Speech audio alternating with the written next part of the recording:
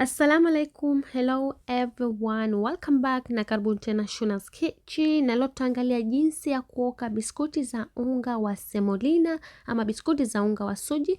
Ni collaboration yangu nyingine ambayo nimefanya na mwenzangu mapishi ya Zanzibar, ambapo kutoka kwake utaweza kuona jinsi ya kuoka vileja vya almond ama vileja vya lozi. Nitaweka linki kwenye description box ambayo itakupeleka moja kwa moja kwenye channel yake. Please usiwache kuangalia, kulike, kucomment na kushare link ya video na marafiki zako, pamoja na kusubscribe kwenye channel yake. Na kama hutaki kupitwa na kila video ambayo nitakuwa na posti, basi please usiwache kugusa neno subscribe hapo chini na kugusa kengele ambayo itatokezea mbele ya neno subscribe.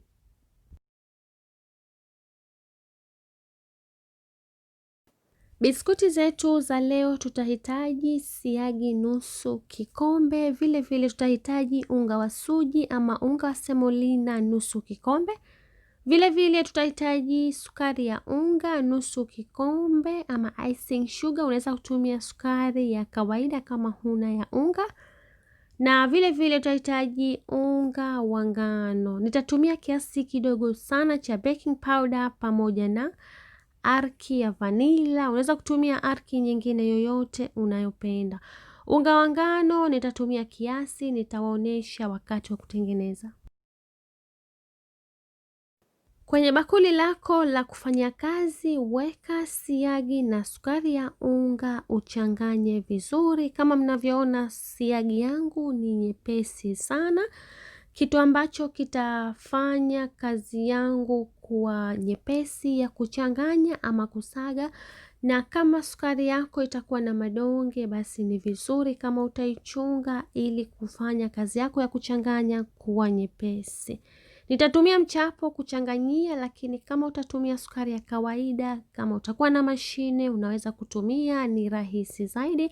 Sukari yangu ilikuwa nyepesi, namaanisha siagi yangu ilikuwa nyepesi na sukari yangu ilikuwa ya unga, kwa hiyo mchapo unatosha kuchanganyia. Changanya mpaka kila kitu kichanganyike vizuri, na baada ya hapo endelea na steps nyingine. Nimeweka kiasi cha nusu kijiko kikubwa arki ya vanilla pamoja na unga wa suji ama unga wa semolina. Na kwa stage hii hapa unaweza kutumia mkono, kama ulikuwa unatumia mashine basi unaweza kutumia mkono ama mwiko ama kitu chochote chengine kuchanganyia, kwa sababu mchanganyiko wetu umeshaanza kuwa mzito. Na baada ya hapo nitaanza kuweka unga wa ngano. Unga wa ngano wote ambao nimetumia ni kikombe kimoja, lakini kwanza nimeanza kuweka nusu kikombe, nikaweka na theluthi moja ya baking powder. Nitachanganya vizuri na baadaye kumalizia na unga wa ngano nusu kikombe chengine, ambacho kitakamilisha unga wa ngano kikombe kimoja. Kwa hiyo biscuits zetu tutatumia unga wa ngano kikombe kimoja na unga wa suji nusu kikombe. Lakini kama unga wako ama donge lako litakuwa lina nata sana, unaweza kuongeza unga kiasi, unga wa ngano ama unga wa suji, mpaka mchanganyiko wako wa donge utakapokuwa unashikana kama hivi. Hakikisha donge lako sio gumu sana. Fanya viduara ambavyo ni vya kiasi na uvipange kwenye tray ambayo umeshaweka karatasi ya kuokea. Na baada hapo nitatumia uma kufanya alama ama kufanya design kwenye biscuits zangu. Unaweza kutumia mashine kama uko nayo ya kutolea design. Hakikisha umeshawasha oven moto 180 dakika 10 kabla, na uchome biscuits zako kwa dakika 15 mpaka 20, inategemea na oven lako.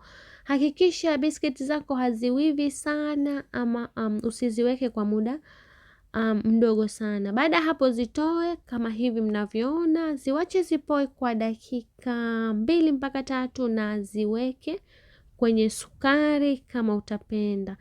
Mimi nimezigaragiza kwenye sukari, lakini si lazima, za kwako unaweza kuziwacha kama zilivyo. Na baada ya hapo zipange kwenye sahani, na unaweza kuenjoy kwa chai ama juice ama kitu chochote ambacho utapenda. Asanteni sana kwa kuangalia.